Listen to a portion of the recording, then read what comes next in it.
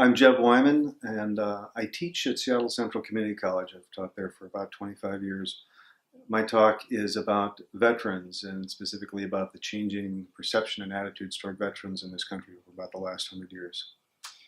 What inspired this topic, this subject, was actually a talk I recently gave, which a Vietnam veteran said, "What is this about calling soldiers warriors these days?"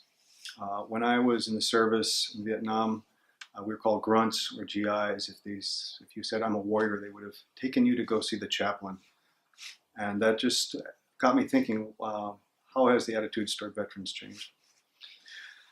Well, I researched World War I and started to see patterns in how our wars happen. There's often a moral pretext for war. There's a buildup. There's a great deal of enthusiasm. The reality of war sets in shortly in, the suffering that it causes.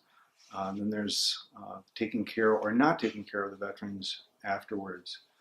World War I followed a similar pattern to that.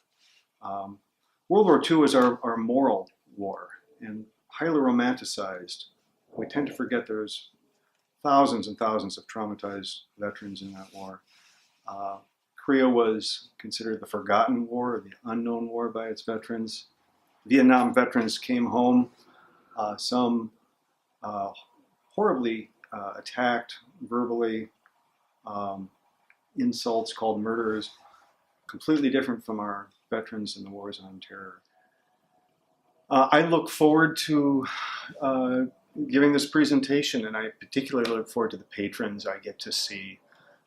In my other talks, I get to meet veterans of Vietnam, veterans from our current wars, occasionally even veterans from Korea, and of course many people whose family members have been veterans. And I really enjoy hearing their stories. I enjoy hearing how they realize they're part of the history and how this is part of their lives.